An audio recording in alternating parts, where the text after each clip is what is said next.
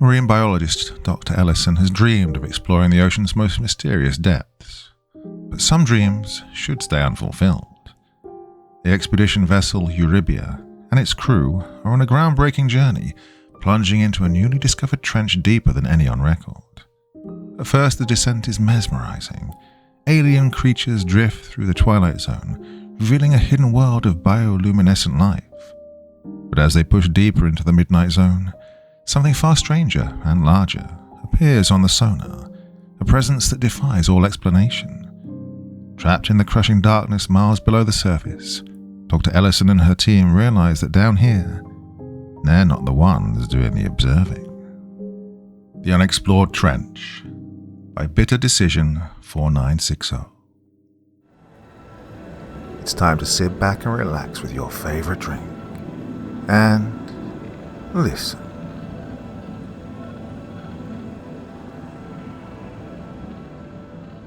Part 1. I took a deep breath, staring at the endless stretch of dark blue water that surrounded the vessel. After months of preparation, we were finally here, poised to explore a part of the ocean so deep and untouched it might as well have been another planet.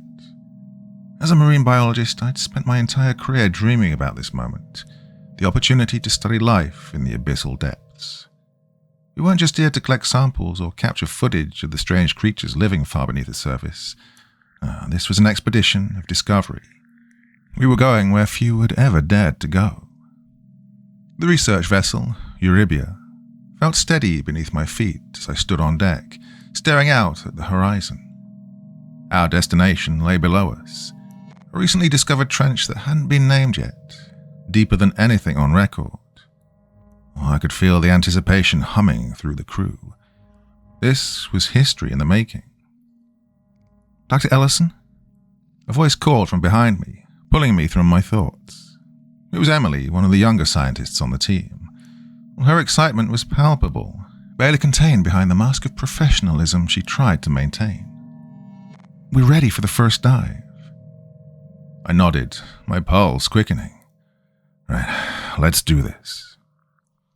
Inside the operations room, monitors glowed with data, casting a pale light across the faces of the crew. Everyone was gathered, watching as the submersible prepared for its descent. The sub itself, Argonaut, was a marvel of engineering, able to withstand the crushing pressures of the deep ocean while keeping us safe inside. It was equipped with advanced cameras, sonar, and arms for collecting samples. Every precaution had been taken, and still there was that faint gnawing at the back of my mind, though, a reminder that, despite all our technology, we were venturing into the unknown. "Ready, Dr. Ellison?" Captain Lawrence, our expedition leader, asked. "Well, as ready as I'll ever be," I said with a grin, though my heart raced with a mixture of excitement and nervousness. I took my place in the submersible, along with Emily and Dr. Miles, our oceanographer. The cabin was tight, but not uncomfortable, its walls lined with instruments and screens. As Argonaut was lowered into the water, I watched the sunlight fade, replaced by a dark blue haze. Emily was at the controls, guiding us down with practiced precision, her hand steady. We passed through the sunlit zone quickly, the world outside becoming a muted blue-green. Schools of fish darted by, glittering like silver arrows in the water. Dr. Miles, seated next to me, was already taking notes, his voice calm as he observed our surroundings. "Oh, look at the light patterns. It's so clear here," he said, his tone that of a man who'd done this 100 times before. Well, I envied his composure. As we descended further, the light began to dim. The creatures became stranger, more alien in appearance, with long, translucent bodies and bioluminescent patches that glowed in the darkness. Their movements were slow, almost hypnotic, as they floated through the water. "Right, we're entering the twilight zone," Emily said, her voice soft with awe. I leaned closer to the window, unable to tear my eyes away from the spectacle outside. The creatures here were unlike anything we'd ever seen up close. was like drifting through another world, one where life had adapted in the most bizarre and beautiful ways to survive. I've seen photos, but this is different, I murmured. Seeing it with your own eyes, it's incredible. We passed a swarm of jellyfish, their bodies pulsing with faint blue light. Behind them, the water stretched out into a black abyss. There was something peaceful about it all, a kind of stillness that you couldn't find anywhere else on Earth. It was easy to forget, in moments like this, that the ocean could be dangerous.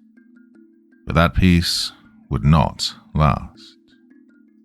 Everything's functioning perfectly, Emily said, breaking the silence. We're almost at 1,000 meters.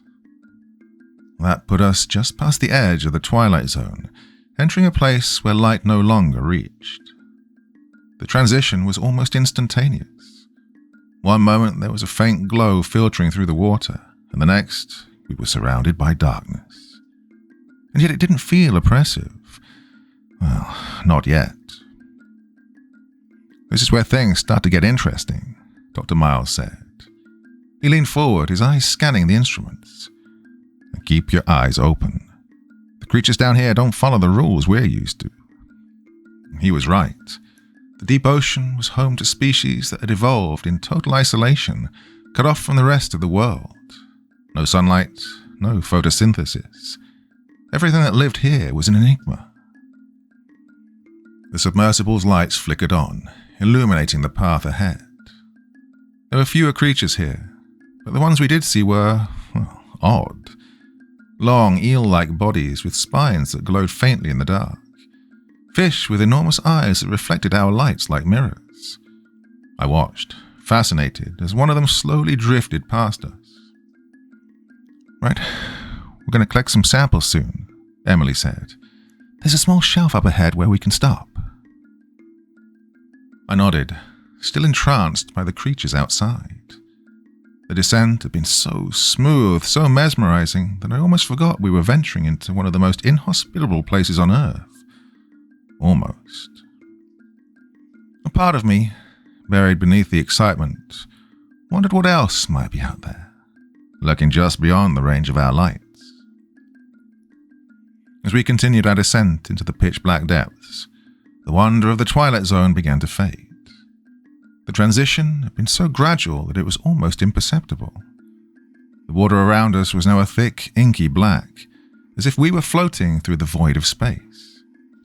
The only light came from the submersible's beams, cutting through the darkness, illuminating the strange and grotesque creatures that had adapted to live here. I stared at the monitor, watching the sonar map update with every passing second. We were approaching 3,000 meters, deep within the midnight zone. Oh, it's like a whole other world, Emily whispered, her voice tinged with awe. No sunlight, no surface life. It's just darkness. Dr. Miles remained silent, his attention fixed on the various readouts in front of him. Every now and then he'd jot down notes, but his demeanor had changed since we entered this zone. The light-hearted excitement had been replaced with a more serious focus.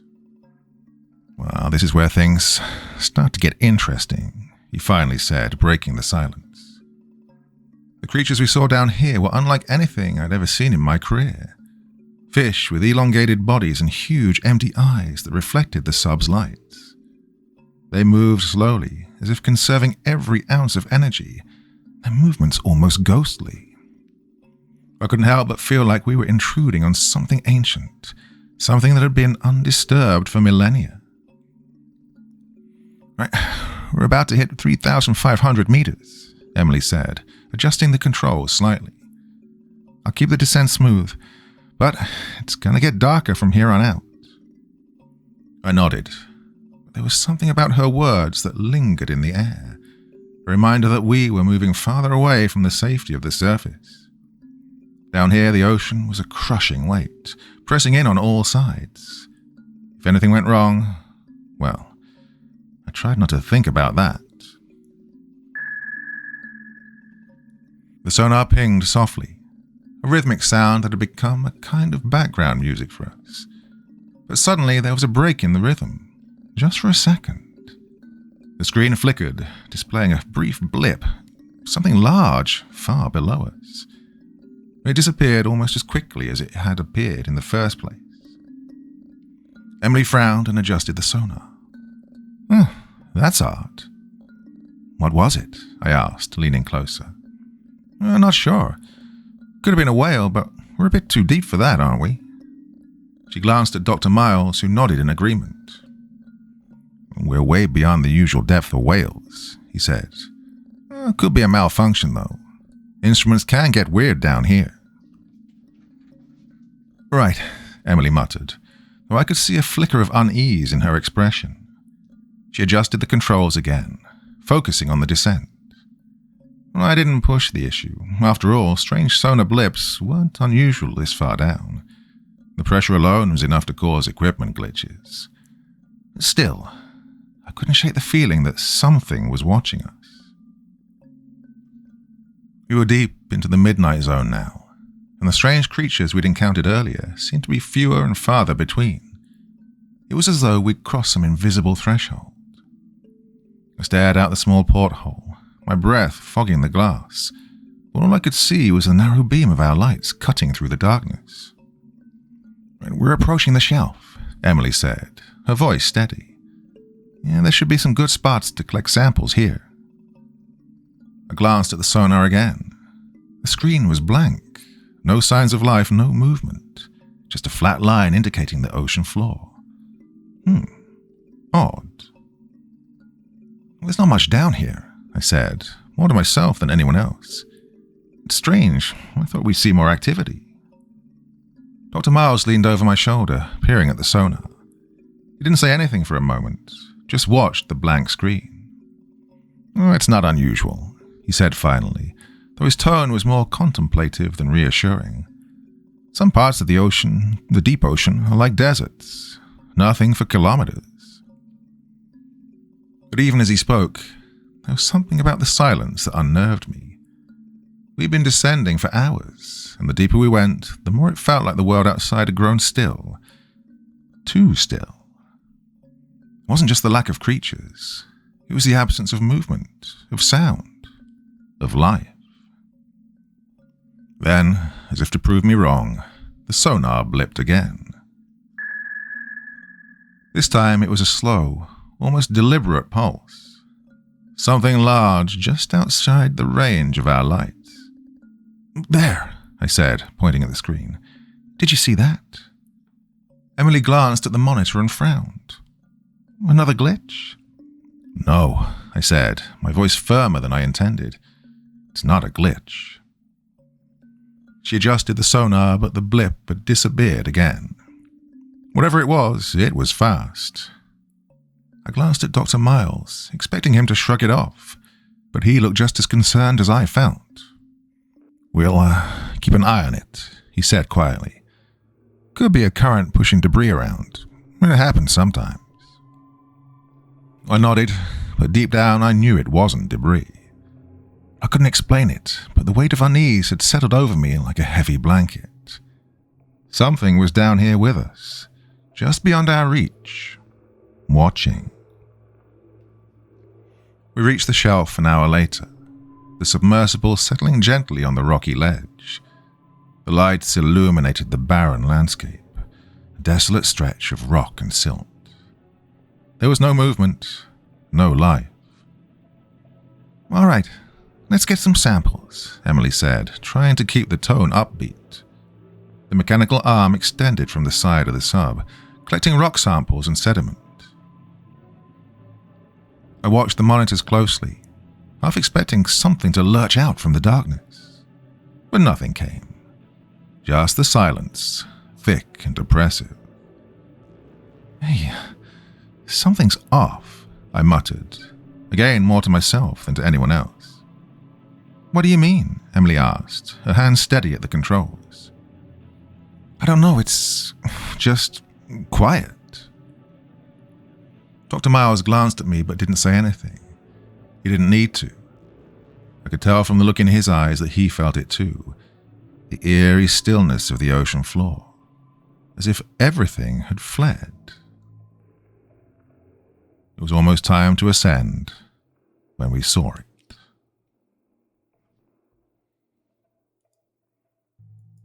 Part 2.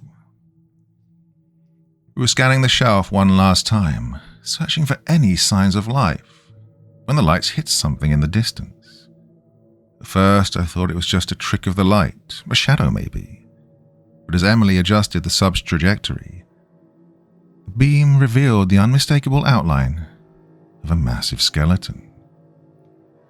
It lay half buried in the silt, its bones stark white against the blackness of the abyss. It was a whale, or at least it had been. Its ribs jutted out like the rusted remains of an ancient shipwreck. But what struck me most was the size. It was enormous, far larger than any whale species I'd ever seen. "Is that a blue whale?" Emily asked, her voice barely a whisper. "No," Dr. Miles said, his voice tinged with confusion. "It's too big. I don't think that's a blue whale at all." I stared at the skeleton, a chill running down my spine. Something about it felt wrong. The bones were scattered, almost deliberately placed, and many of them were crushed, as if something had taken its time with the carcass. And then, just at the edge of the light, I saw something move. Emily initiated the ascent, and the submersible lurched gently upward, leaving the whale skeleton far below. The tension inside the cabin was palpable, the earlier sense of wonder long forgotten. Now, the silence was unsettling, as though the ocean itself was holding its breath. I couldn't shake the image of the massive skeleton from my mind. The sheer size of it, and the way the bones had been crushed and scattered, didn't feel like a natural death. No, something down here had killed it, and whatever it was still here. "Sonar's acting up again," Emily muttered. She fiddled with the controls, her brow furrowed. I glanced over her shoulder at the monitor. There it was. Another blip. Faint, but undeniable. Something large was following us. The shape was fleeting, barely registering before disappearing again. It wasn't debris, and it wasn't a malfunction. "It's back," I said, keeping my voice as steady as I could. Dr. Miles leaned in, his eyes narrowing at the screen. The blip appeared again, closer this time, and then gone. "Right, speed up the ascent," he ordered, his usual calm cracking just slightly. Emily nodded, her fingers flying over the controls as the submersible began to rise faster. Well, the ascent was supposed to be slow, methodical, but under these circumstances, none of us cared about protocol. We just wanted to get out of here. For a while, there was nothing, just the rhythmic hum of the submersible and the oppressive darkness pressing in on us from all sides. My eyes were glued to the sonar, waiting for the next blip. But when it came, it wasn't just a single ping, it was a long, slow signal. "It's right behind us," I whispered, my heart pounding. The screen flickered. The blip was there again, larger, as if the creature was drifting just outside the sub's lights, keeping pace with us. I strained to see through the porthole, but the water was just too dark, the beam of our lights too narrow. "What the hell is that?" Emily asked, her voice trembling for the first time. "Right, we need to keep moving," Dr. Miles said, his voice tight. He was trying to maintain control, but even he couldn't hide the fear creeping into his tone. And then, the lights flickered. For a split second, the submersible's floodlights dimmed, and in that brief moment, I thought I saw something, just at the edge of the light's reach. A dark shape, massive and slow, gliding through the water like a shadow. It was gone as soon as the light stabilized, but my blood ran cold. "Did you see that?" I gasped, gripping the armrests of my seat. Emily shook her head, but I could see the panic in her eyes. I didn't see anything, she said, her voice high-pitched as if trying to convince herself. The sonar pinged again. Closer. The blip was larger now, almost taking up half the screen. It was following us, staying just far enough behind that we couldn't see it, but close enough to make its presence known. What could it be? Emily asked, her voice a fragile whisper. What lives this deep? Dr. Miles didn't answer. He just stared at the screen, his jaw clenched. I could tell he didn't know either. None of us did.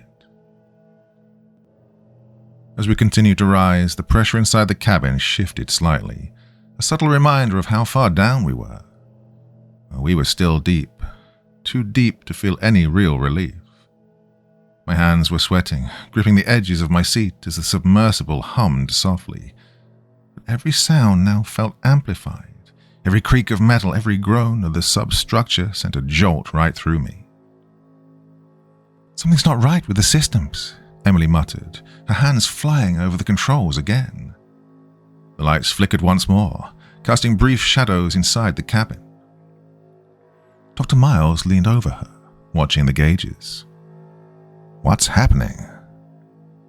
The sub's power, it's fluctuating. I don't understand it. We're not supposed to lose power like this. It's like something's interfering with the electrical systems. Interference? Out here? That made no sense. We're in the middle of the ocean, miles below the surface. What could possibly cause interference? Another ping, louder this time.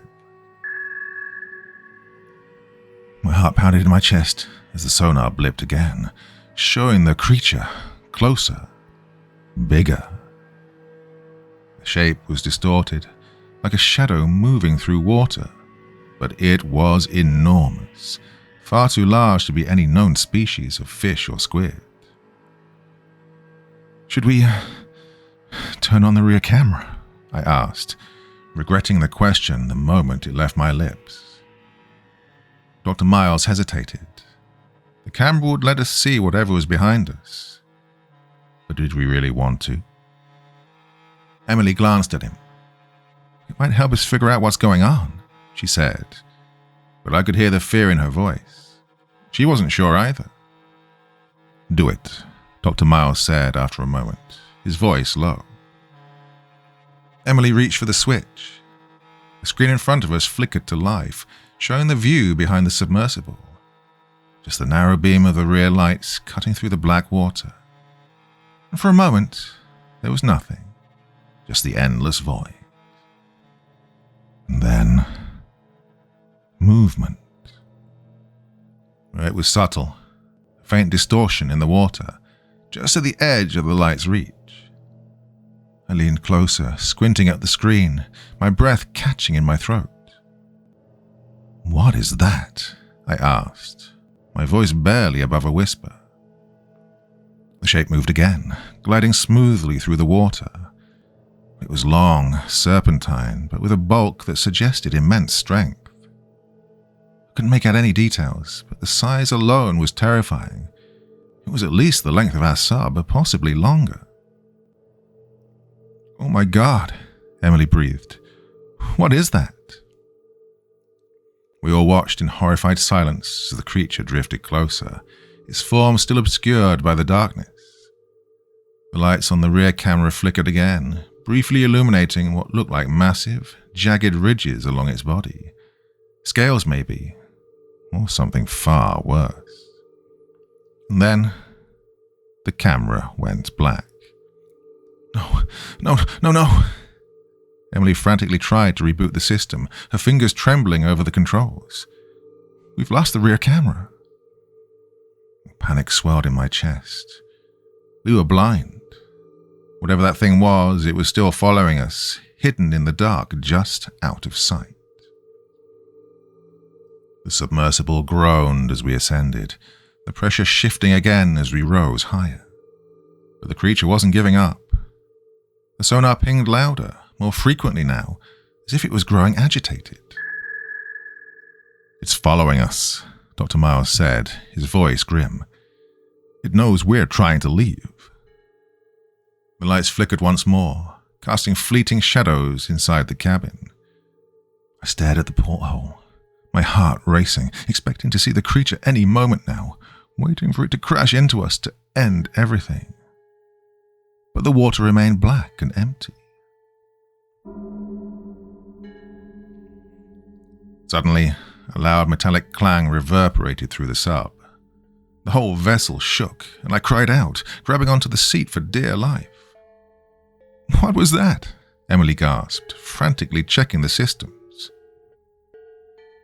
"The hull," Dr. Miles said, his face pale. "Something's hitting the hull." The sonar blipped again, closer than ever before. The creature was right on top of us now. I could almost feel it, pressing against the sub, testing it, probing for weakness. "We need to get out of here," I said, my voice barely steady. Emily increased the ascent speed, and the submersible groaned in protest. But we had no choice. We had to escape. And the creature wasn't going to let us go easily. For the next hour, the climb was agonizing. Every flicker of the lights, every blip on the sonar sent us into a fresh wave of panic. The creature stayed just out of sight, a constant looming presence. It didn't attack, but it didn't leave either. It was playing with us, letting us know it was there, that it could strike at any moment. And then, just as suddenly as it had appeared, the sonar went silent. The blip was gone. We didn't speak for the rest of the ascent. None of us could. The silence was heavier than the water outside, thick with unspoken fear. When we finally broke the surface, the relief was overwhelming. But deep down, I knew this was far from over. Something was down there. Something ancient. Something powerful. Something that wasn't supposed to exist. And it was watching us. Part 3. I sat in the control room, staring blankly at the monitor. The sonar's rhythmic pings filled the silence, but they felt hollow now, like the echo of something far more sinister. Emily and Dr. Miles sat beside me, neither saying a word. We'd ascended hours ago, and the surface world should have brought a sense of safety, but I couldn't shake the feeling that we hadn't left it behind. Not really. "I'm telling you, there was something down there," I said, breaking the silence. Dr. Miles exhaled sharply, rubbing his temples. "We know. We all saw it." "We need to report this," Emily chimed in, her voice hoarse from the strain of the dive. "This thing, it's massive, and it's watching us." We sent our report to the expedition sponsors. As the lead scientist, I'd be the one to communicate directly with them, explain everything. It had been done countless times before, rattling off findings, charting data, and impressing people with cold hard facts. But this was different. As I prepared the message, my thoughts drifted back to a time before this expedition, a time when my curiosity had been my only driving force. I spent years studying marine life, seeking out the rarest, most elusive species, never imagining that one day I'd encounter something like this, something I couldn't quantify. My career had been marked by success, driven by my obsession with the unknown, but that same obsession had cost me too. I'd lost friends, relationships, people who couldn't understand why I would spend months at sea chasing shadows in the water. They'd called me reckless, some even called me a fool, but I'd never cared, until now. The call came back, as clinical and dispassionate as I'd feared. A voice crackled over the comms, thick with bureaucratic detachment. "We have received your report, Doctor. However, we urge you to proceed with the expedition. The funding for this mission is substantial, and we expect results." "Results?" I repeated, incredulous. "We're talking about an unidentified creature, one that could pose a serious threat not just to us, but to—" "We appreciate your concerns, but you are there for research, not speculation. The deep ocean is an unexplored frontier, Doctor. Find what you can, document it, and return. We trust your team to handle the risks. I glanced at Dr. Miles and Emily. They were listening in, waiting for the verdict. My heart sank as I muttered, "They want us to continue." Emily shook her head, frustration flickering across her face. "Are they insane? We barely made it back." "Well, money talks," Dr. Miles said bitterly, folding his arms. "They don't care about the risks, just the data." I thought about pushing back, but what would be the point? The expedition was their investment. We were just tools, instruments to gather information they could use. And if that meant throwing us back into the depths with a creature we barely understood, so be it. We descended again the next day. The unease sat heavy in the air. This time none of us spoke as we prepared the submersible, our movements robotic and grim. There was no sense of wonder now, no excitement about the unknown, only dread. Emily initiated the descent, and the sub slipped beneath the waves, once again swallowed by the cold blackness of the deep ocean. The familiar hum of the engines was the only sound, and even that seemed muffled, as though the water itself was holding its breath. "Sonar's clear," Emily muttered.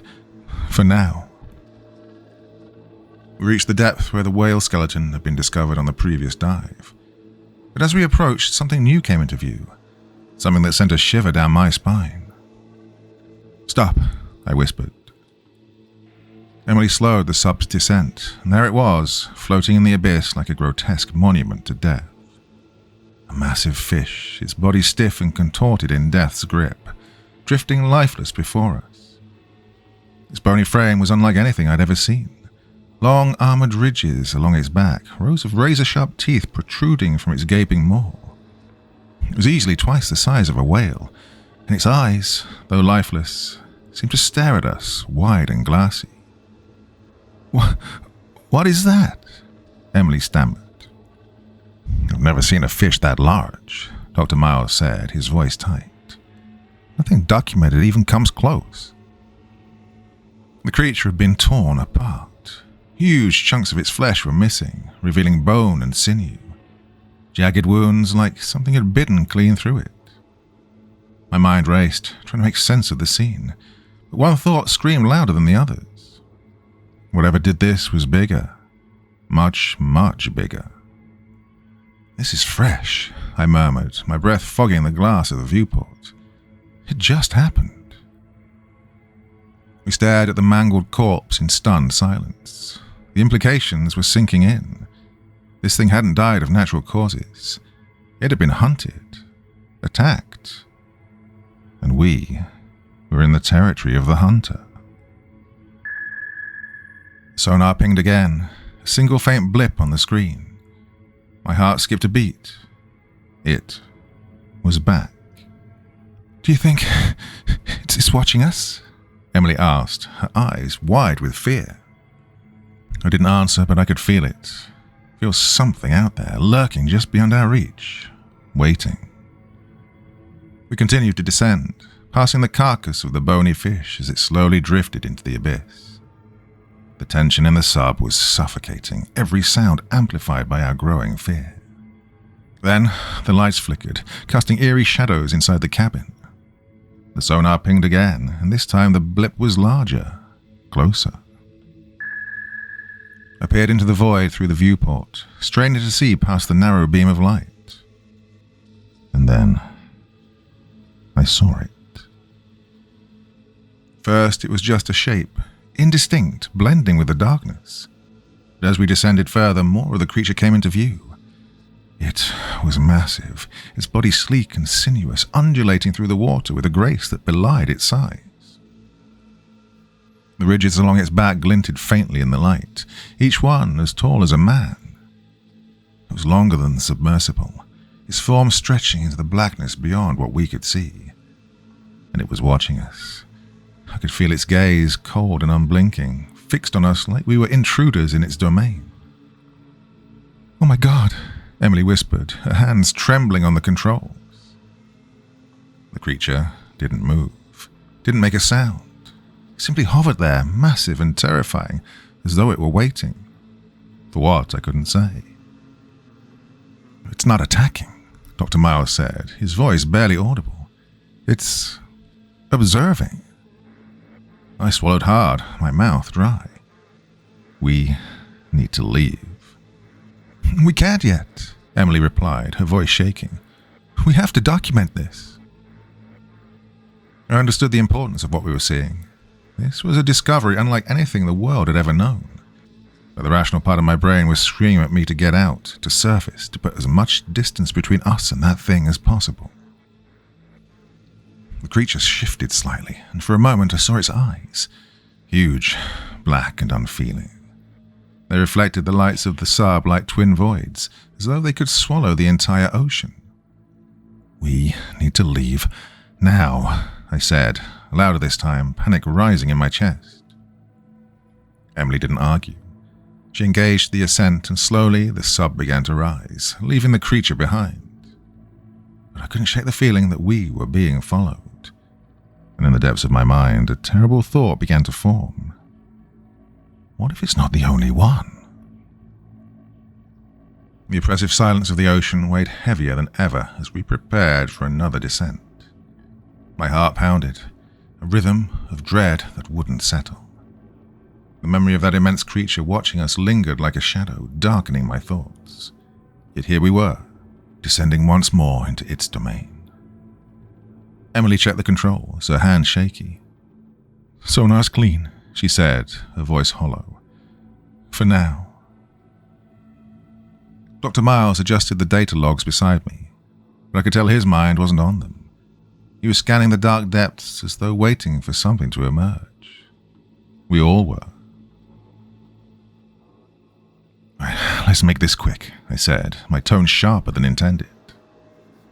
The submersible sank deeper, the cold blue light of the surface fading as we descended into the abyss once again. Each meter felt like a countdown, the atmosphere thickening with every second. The creature had made its presence clear last time. It wasn't happy. We'd intruded once too often, and now, with every dive, the tension grew more palpable. "I don't like this," Emily whispered, though no one responded. We all felt it, the invisible threat lurking just out of sight, ready to strike. The eerie hum of the ocean filled the sub, a reminder of the miles of water pressing down on us. The whale bones loomed again in the dim light, but this time we didn't stop to marvel. We all felt the growing unease, the sensation that something unseen was closing in around us. And then the sonar blipped. Just a single, small ping. My stomach dropped. "It's back," I said. The creature hadn't shown itself yet, but I could feel it. The hairs on my arm stood on end, a primal instinct warning me that we were not alone. The submersible rattled as the ocean current shifted, or at least that's what I tried to tell myself. Emily adjusted the thrusters, her fingers trembling on the controls. "It's moving faster this time," she muttered. I leaned forward, eyes glued to the viewport, straining to catch a glimpse of anything in the inky black. There! A shadow larger than life flickered at the edge of our lights. The sub shook, a sudden jolt that sent equipment rattling. "Is it?" Emily started, but before she could finish, the lights dimmed. Another tremor, this one more violent, rocking the submersible, causing the instruments to flicker wildly. "It's getting angry," Dr. Miles muttered, his knuckles white as he gripped the armrests. The creature, whatever it was, had started circling us, more agitated than ever. Its movements were sharper now, its form more aggressive as it swam just beyond our light's reach, occasionally brushing against the sub with a force that sent us all reeling. I swallowed hard. "Emily, bring us up now." Well, she didn't argue. The engines roared as we started our ascent, but the creature didn't fall back this time. It followed us, circling tighter, closer. The lights flickered again, casting its massive form in fleeting glimpses, Scales the size of windows, ridges along its spine, its serpentine body stretching into the darkness. As we rose, the creature moved with us, shadowing every meter we climbed. But something had changed in its behavior. The movements were faster, more erratic. It darted in and out of our periphery like a predator losing patience with its prey. Panic clawed at my chest. "Faster, Emily." The sub creaked under the strain as we pushed the engines to their limit. We were ascending faster than before. The pressure inside the cabin was noticeable. And then, just as we thought we were gaining distance, the sonar blared. A new signal. "What the hell?" Dr. Miles said, his eyes wide with alarm. Before we could react, the sub was struck with a bone-rattling force. The lights flickered violently, plunging us into darkness before flashing back on. I whipped around to the viewport, my breath caught in my throat. There, directly in front of us, was a bony fish, a massive one. Its dead glassy eyes stared straight at us as it rammed the sub again, its enormous jaws snapping at the hull. It was easily the size of a whale, its armored scales shimmering as it twisted and thrashed against us. "Holy..." Emily started, but she was cut off as the sub lurched again. The fish struck us repeatedly, the force of its attack sending shockwaves through the sub. I gripped the seat, heart pounding in my ears. We were being torn apart from the outside. "It's going to break us in half," Dr. Miles shouted. Suddenly the sonar screamed again, another blip, larger this time. The creature. It moved with a sudden predatory grace, streaking through the darkness toward the bony fish. Its body slammed into the fish with a thunderous impact, sending both creatures spiraling away from us. The sub stabilized, though barely. I watched breathless as the two titans clashed in the murky water. The fish thrashed, but the creature, our creature, was faster, stronger. Its jaws clamped down on the fish's midsection with terrifying force, ripping through the armored plates like they were nothing. The fish struggled, but it was no match. We had a front row seat to the monstrous battle unfolding before us, and for the first time we saw the full size of the cosmic horror that had been following us.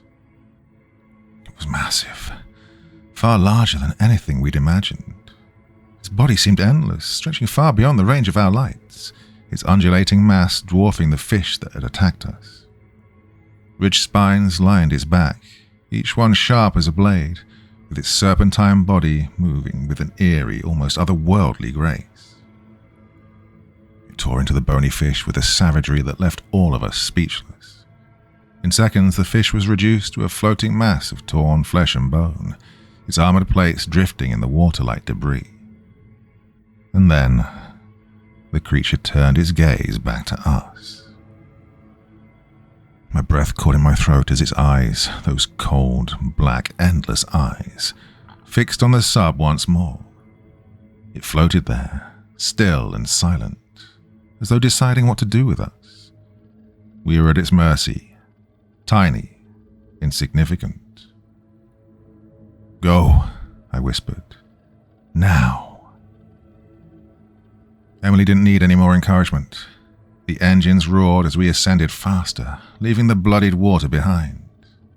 But the creature stayed with us, following us as we climbed toward the light. It didn't attack, but it didn't leave either. It simply watched, keeping pace, its massive form shadowing us like a dark omen, filling every moment with dread. We were nearing the surface now, the water growing lighter, the pressure less intense. But the creature, this thing, did not retreat. It swam just below us, unseen but felt. Always felt. As we breached the surface, gasping for air as though we'd been drowning, the sub shuddered once more, a final reminder that we were not alone. We never had been.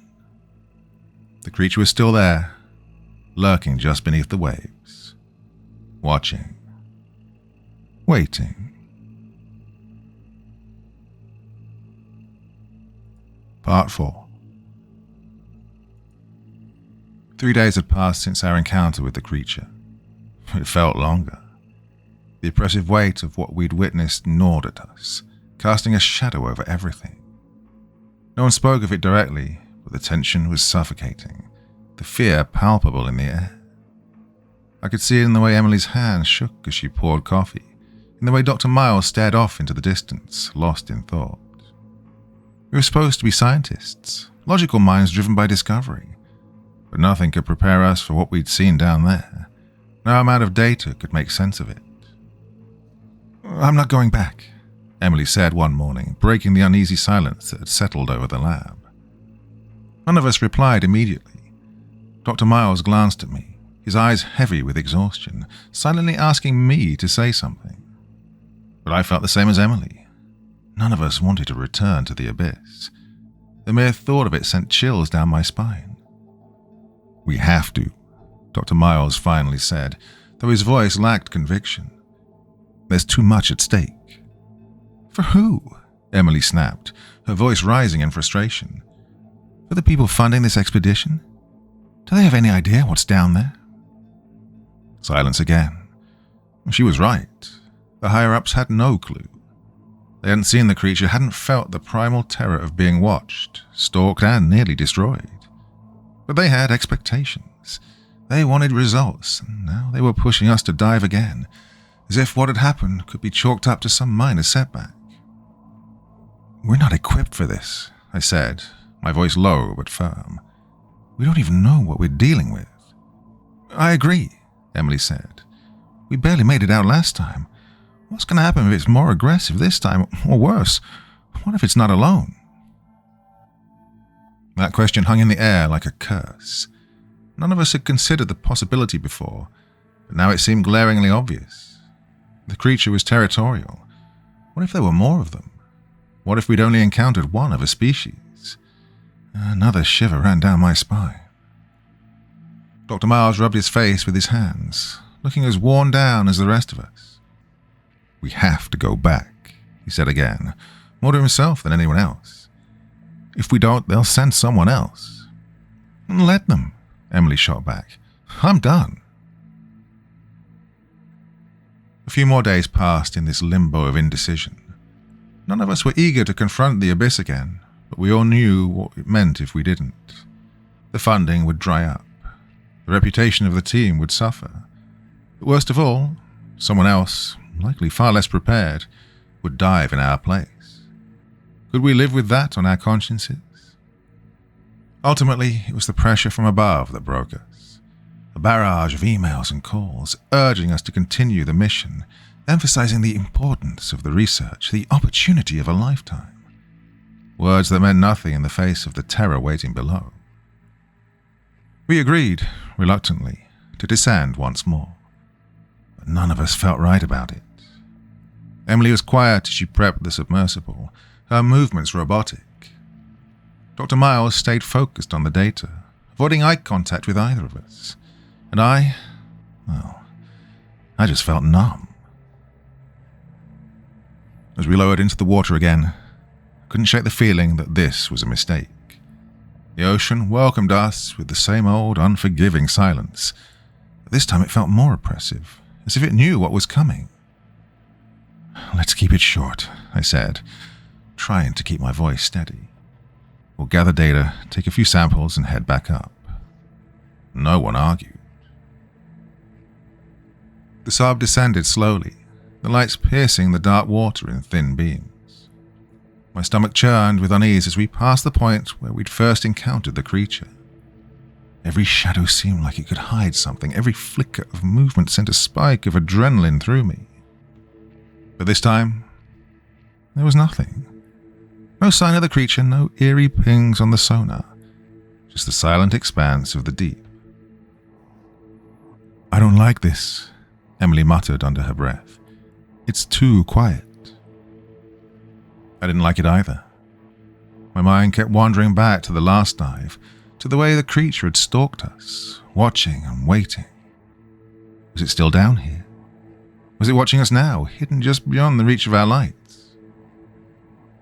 Suddenly, the sonar blipped. Emily froze. What was that? We all stared at the sonar, waiting for another blip, another signal that something was out there. But nothing came. The screen stayed clear. False alarm? Dr. Miles suggested, though even he didn't sound convinced. I nodded, trying to calm my nerves. Maybe just a glitch. We continued our descent, deeper and deeper into the abyss, and the further we went, the more wrong everything felt. My gut twisted with an instinctive warning that screamed at me to turn back. But we kept going. We had to. And then we saw them. Lights. Bright, artificial lights cutting through the dark water below us. What the hell is that? Emily whispered. Dr. Miles leaned forward, squinting through the viewport. That's not us. The lights grew brighter as we descended further, until we could make out the shapes of several large, submersible crafts, their outlines sharp and metallic. It took a moment for my brain to process what I was seeing. Military vessels. They know, I breathed. How? Emily asked, her voice tight with fear. How could they know? My mind raced. Had they been tracking us, monitoring our data? Or had they encountered the creature too and decided to take matters into their own hands? As we drifted closer, the sub's sonar began blaring with signals. The military subs were heavily armed, their presence an ominous sign that something far bigger was happening. They're down here for the creature, Dr. Miles muttered, as if speaking the thought aloud made it more real. But that wasn't the worst part. No, the worst part was the sinking realization that we were no longer in control. Whatever was about to happen was beyond our reach, and we were caught in the middle of it. Emily's voice trembled as she spoke. What do we do? I didn't have an answer. All I knew was that something terrible was coming.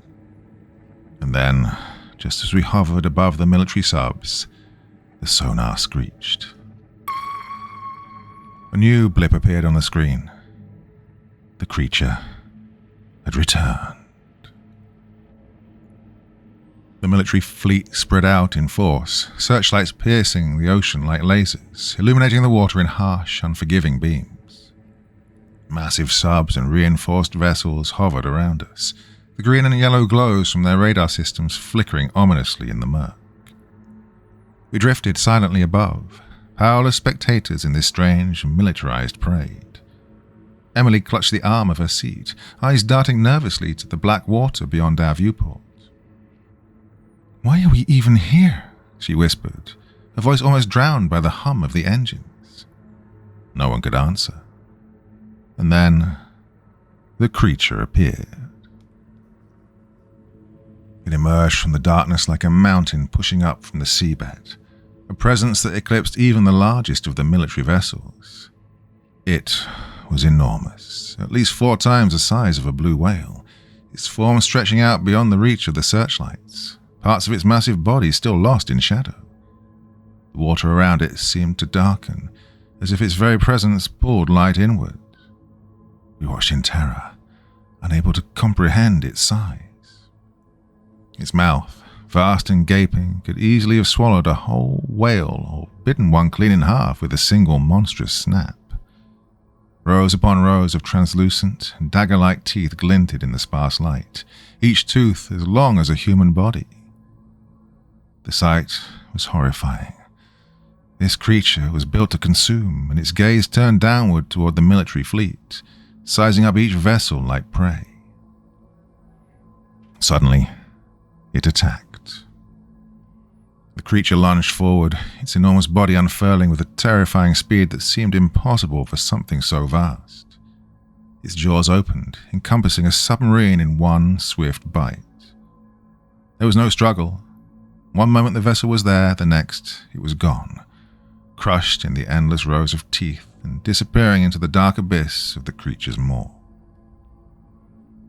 The rest of the fleet scrambled to react. Lights flashed, sirens blared, but it was too late.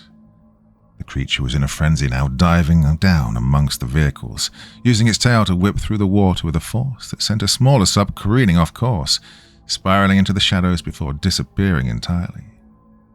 Another sub attempted to back away, its lights dimming in the murk, but the creature coiled around it like a serpent, its mouth latching onto the vessel and ripping it in half with a sickening crunch that reverberated through the water. Shards of metal and bubbling oil floated up as the creature struck again, crashing into two larger vessels with a force that twisted them into unnatural shapes, their hulls buckling as they were crushed against its impenetrable hide. Each thrash of its tail sent powerful waves rippling outward, knocking nearby vessels off balance, leaving them defenseless as it moved from one to the next, dismantling them with a primal, relentless fury. I could barely breathe, each destruction more horrific than the last. Our sub shook with every impact, the sounds of metal shearing and groaning reaching us even through the thick walls. Emily was pale, her eyes glued to the viewport, her mouth moving silently as if in prayer. And finally, in the middle of the carnage, the creature paused. Its body hovered motionless, fins barely moving, as it surveyed the wreckage it had wrought. And then, slowly, its massive head turned in our direction. Part 5. The creature's eye, nearly the size of our entire submersible, stared directly at us. My breath caught in my throat. This was not the casual curiosity of a predator inspecting prey. It was something more conscious, more aware. The eye was pitch black, larger than any window we'd ever peered through, with a pupil that seemed to drink in the darkness around it, reflecting nothing back. And yet, within that darkness, there was something. A swirling, otherworldly dance of light, like galaxies twisting in slow motion. Stars and nebulous shapes drifted in and out of focus, each one vanishing only to be replaced by another, creating a cosmic spectacle of impossible depths. It was as though the creature held an entire universe within its gaze, an endless void that stretched beyond comprehension. Emily's voice trembled. Is it watching us? It was more than watching. I felt as if it was reaching into my mind, drawing forth my deepest fears and laying them bare.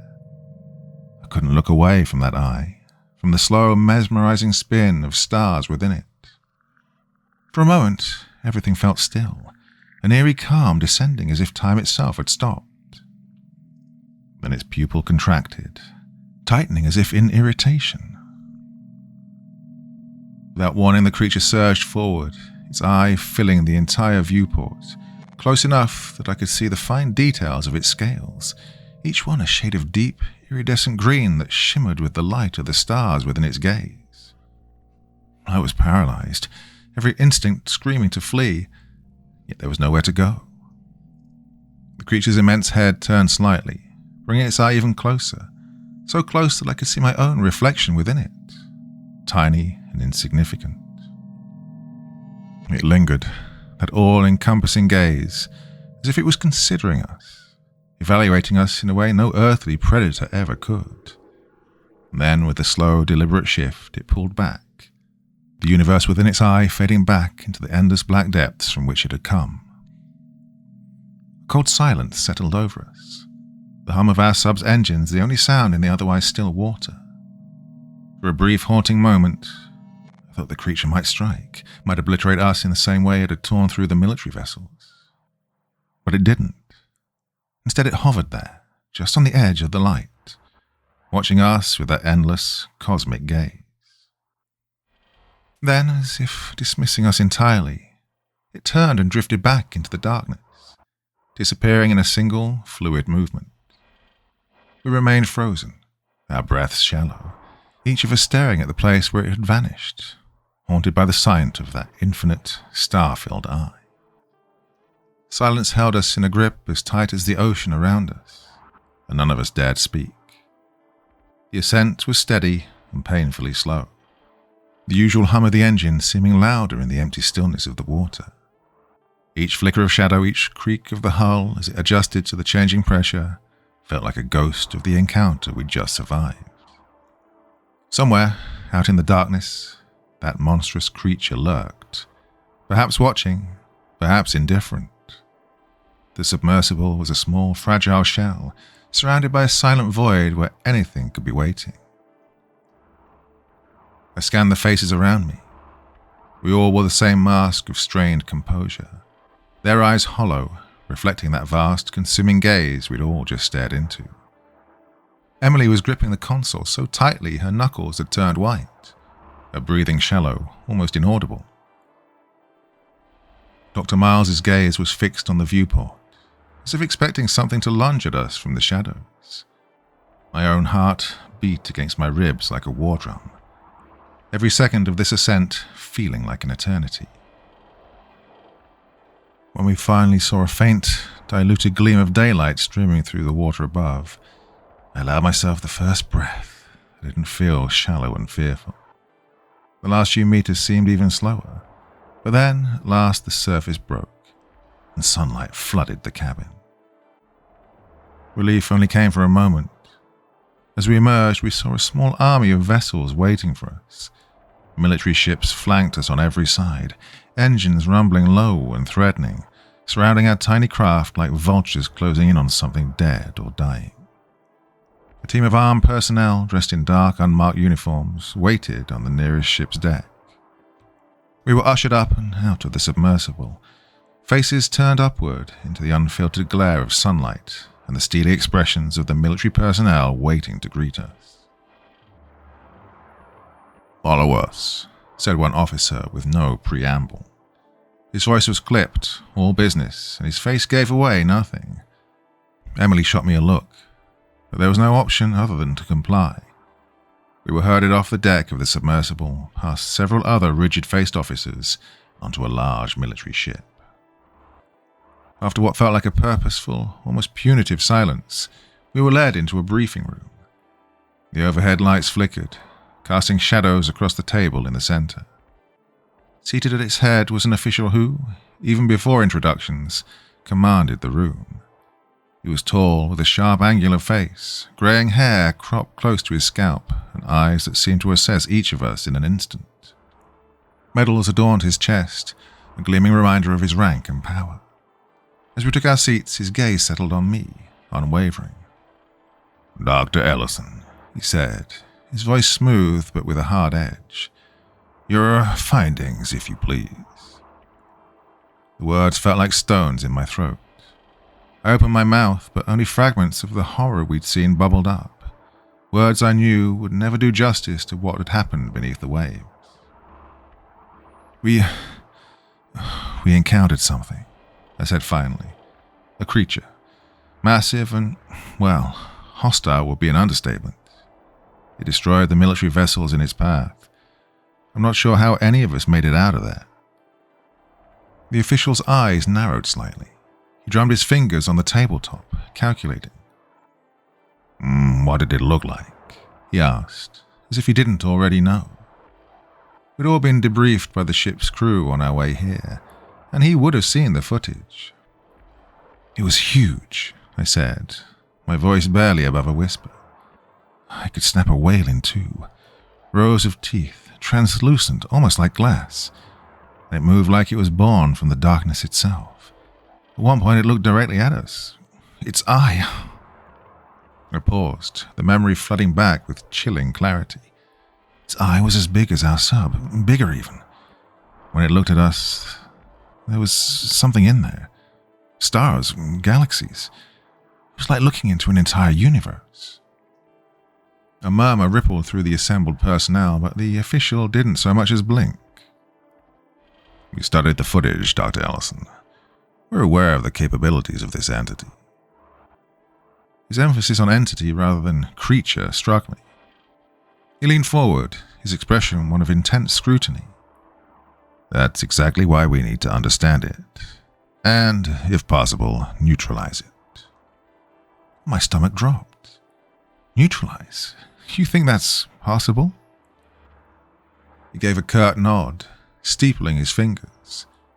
This isn't the first time something anomalous has been detected in these waters. But this is unprecedented. We can't allow it to remain a threat to our vessels or our coastlines. Sir?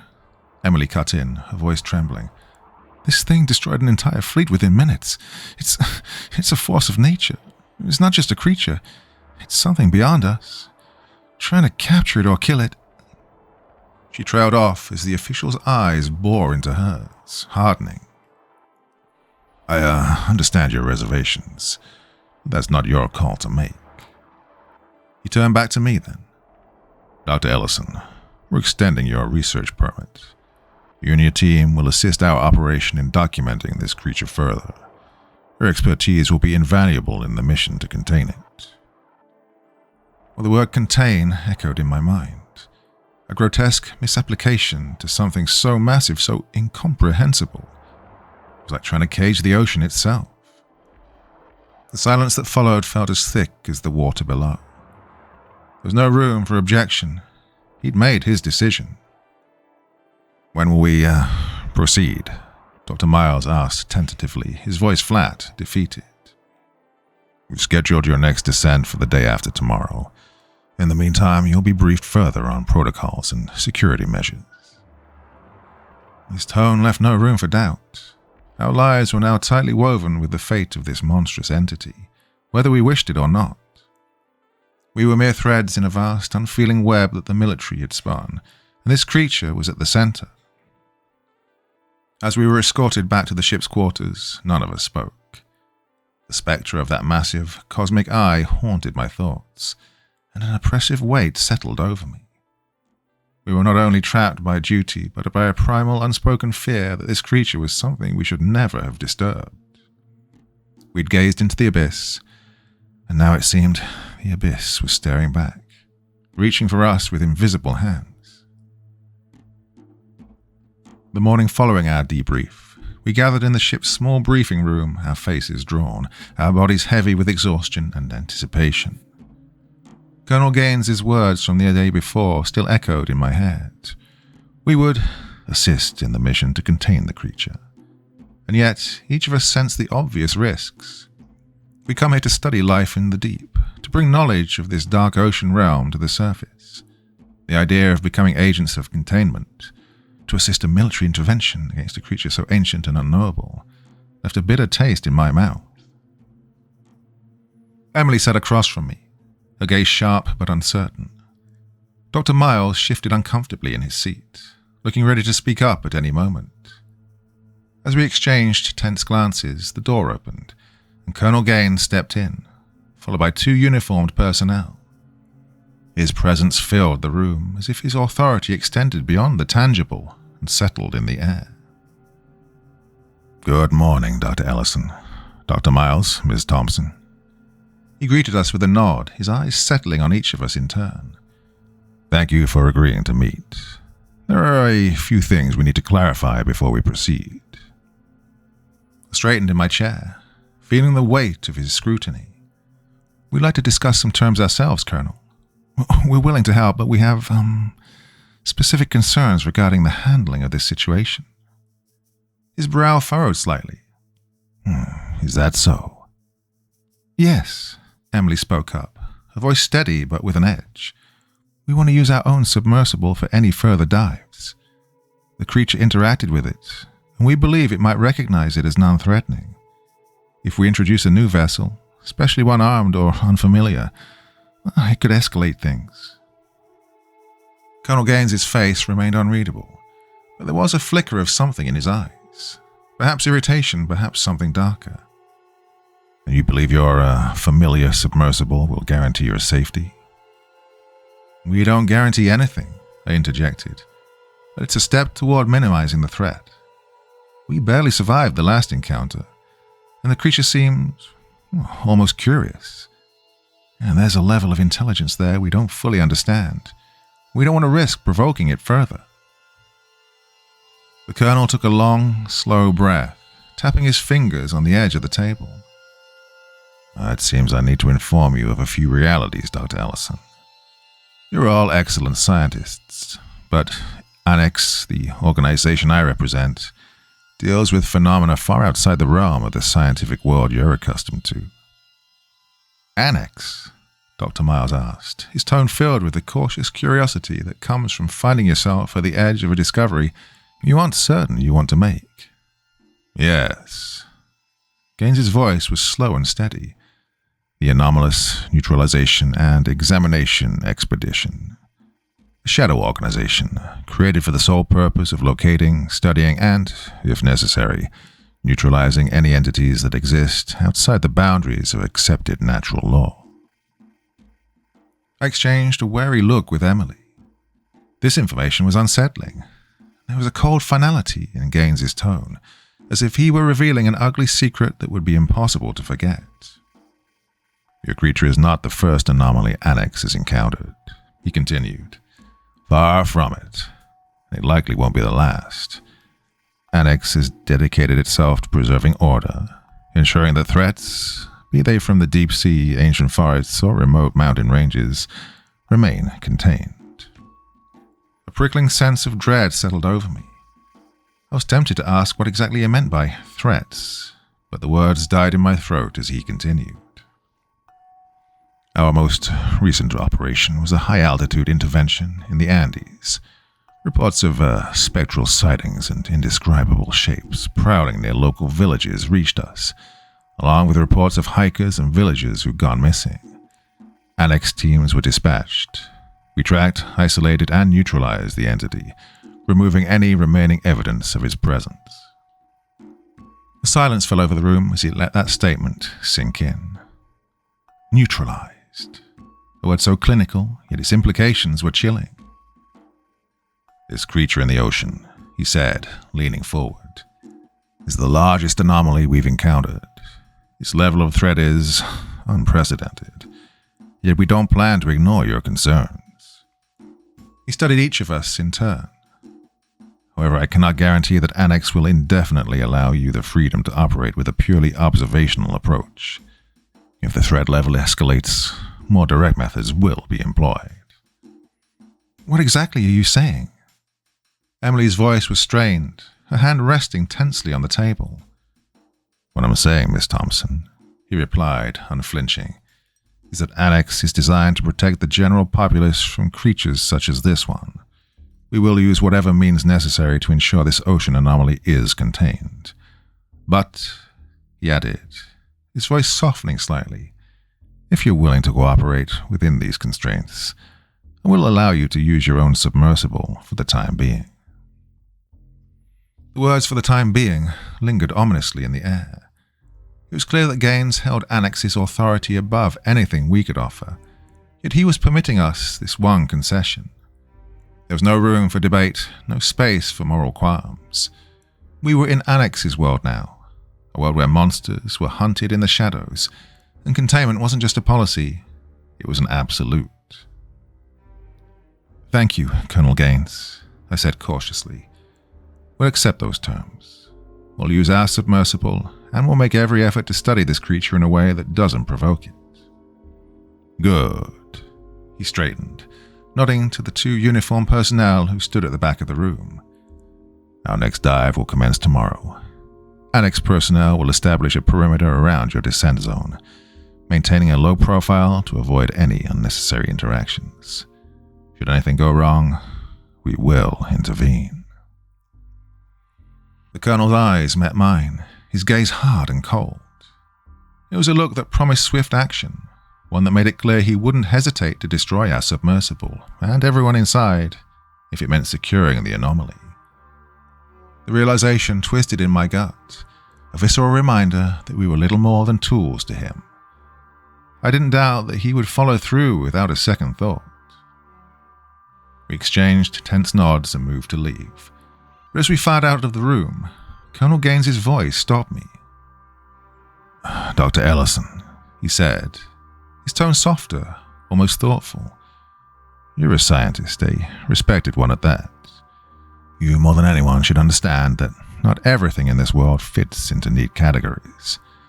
Sometimes things lie beyond our comprehension and beyond control. Bear that in mind. I nodded, barely holding his gaze. The truth was, I understood this more keenly now than ever before. Every instinct in me screamed that whatever dwelled in the deep was more than just an anomaly, more than a threat. It was something older than humanity, something with its own purpose, one that we could only guess at. As we made our way back to our quarters, Emily let out a slow, shaky breath. "Annex," she muttered. "An entire organization dedicated to neutralizing creatures like this. It's..." She trailed off, unable to find the words. "It's terrifying," Dr. Miles finished for her, his voice hollow. "And now we're in the middle of it." There was nothing more to say. The weight of the knowledge we carried of Annex's existence settled like a stone in each of our chests. We were no longer just scientists on a mission of discovery. We were pawns in a deadly game, forced to confront a creature that defied reason while an unseen organization watched our every move. And yet despite the fear, despite the overwhelming sense of helplessness, part of me clung to the thought of that creature, its massive, endless eye, its universe-like depths. A feeling stirred within me, not of hope, but of sheer, intense curiosity. Whatever secrets this creature held, they went far beyond anything we'd ever known, beyond even the confines of Annex. And tomorrow we'd descend once more into its realm, alone yet closely observed, held hostage to both our need to understand and our fear of what lay hidden in the dark.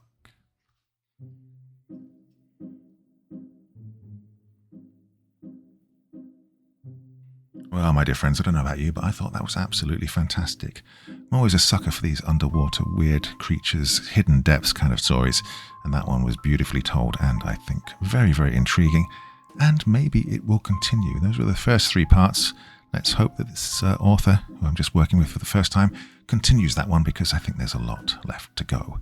Thoughts, feelings, anything else you want to say in the comment section below the video, and as ever, I will do my best to continue to join the conversation.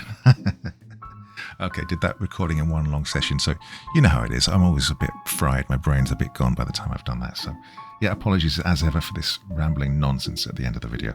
But I don't, it's like my chance to properly talk with you, all of the people who take the time to listen to these stories. So I apologize for the rambling nonsense, but it is nice to just sort of breathe and say, well, yeah, this is the real me here, not the AI monster that you think I might be. I'm shutting up now. All right, thanks again, everybody. Back again very soon. Till the next time, very, very sweet dreams, and bye-bye.